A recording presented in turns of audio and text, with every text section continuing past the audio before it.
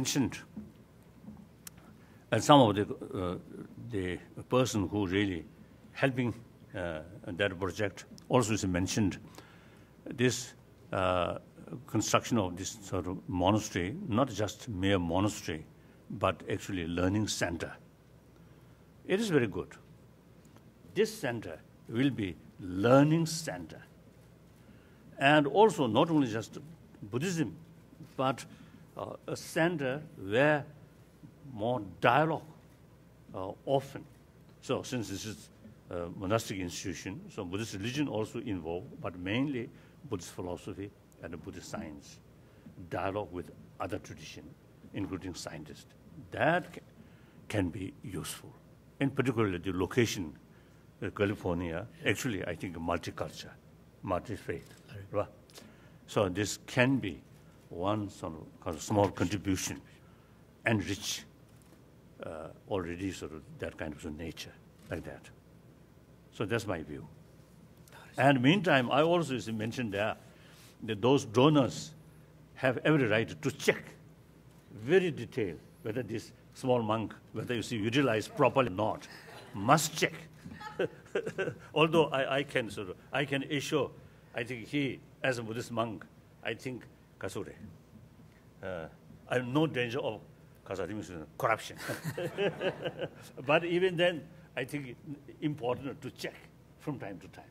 That isn't it? I told this morning, yes, isn't it? Like that.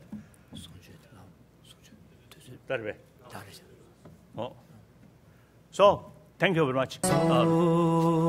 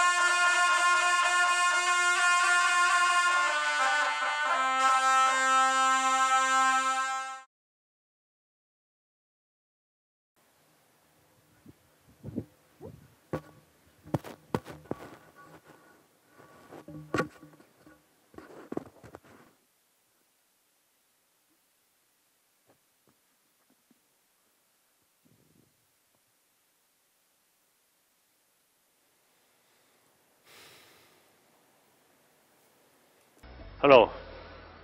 Good afternoon.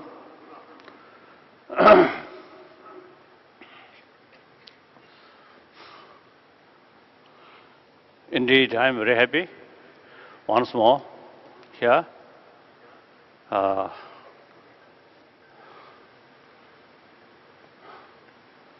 So firstly, I want to thank organizer who bring this opportunity. So thank you very much.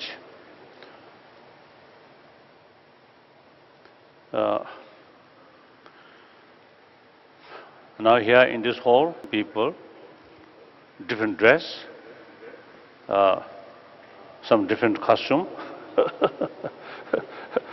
but basically we all same human being, physically, mentally, emotionally.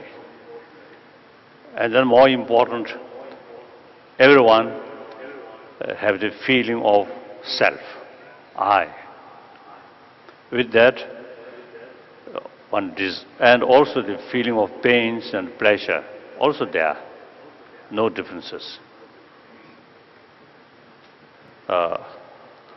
With that, by nature, we want joyfulness, happiness. We do not want suffering, pain. And more important, everyone have the right to achieve happy life, joyful life. Every right to overcome problem, suffering.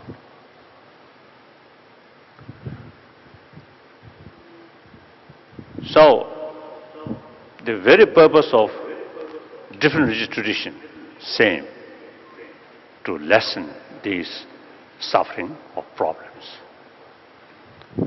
and bring more inner peace. And even non-believer, whether they,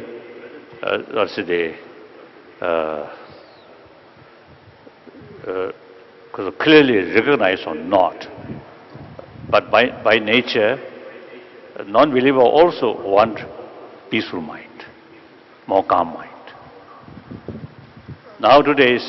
These days, the scientists, particularly the medical scientists, they're also suggesting us peaceful mind, calm mind. Even when they start injection, sometimes they express, be calm, be calm. Perhaps my own case, my face may show some kind of, anxiety, anxious or something. So maybe they advise accordingly. So in any way, the calm mind is every day, calm mind is very essential. Differences in philosophical field, it is necessary. Obviously, world major religious tradition, two camp. One camp, theistic religion, such as Judaism, Christianity, Islam, and many other. Another camp, non-theistic, that is Jainism, Buddhism, and one part of Sankhya philosophy, no concept of creator, like that. In philosophical field, big differences, but all carry same practice.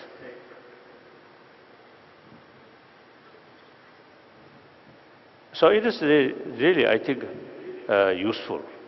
Now, for example, to some people, the concept of God, creator, is a wonderful sort of way of approach. You totally submit to God and automatically reduce the extreme self-centered attitude. You belong to God. You totally submit. So Buddhist way of sort of approach is selflessness. According to theistic religion, faith, total submission. or dedicate to God and God's creature. The same effect. Like that. So now today's my lecture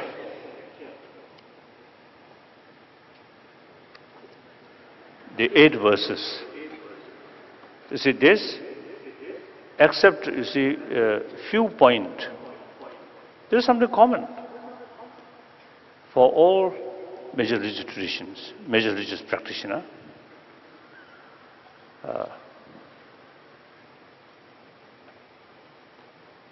So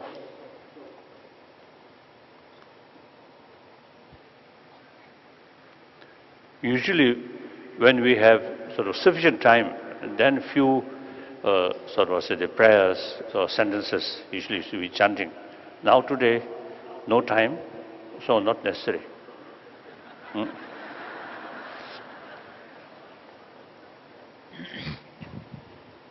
But this hat is necessary. Strong light.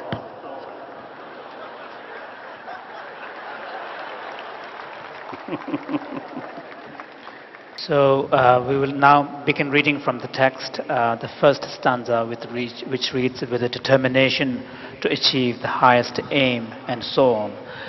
In fact, the subject matter of this text, 8 verses on mind training the mind, is really the presentation of the two bodhicitta, the two awakening minds, the ultimate awakening mind and the conventional awakening mind.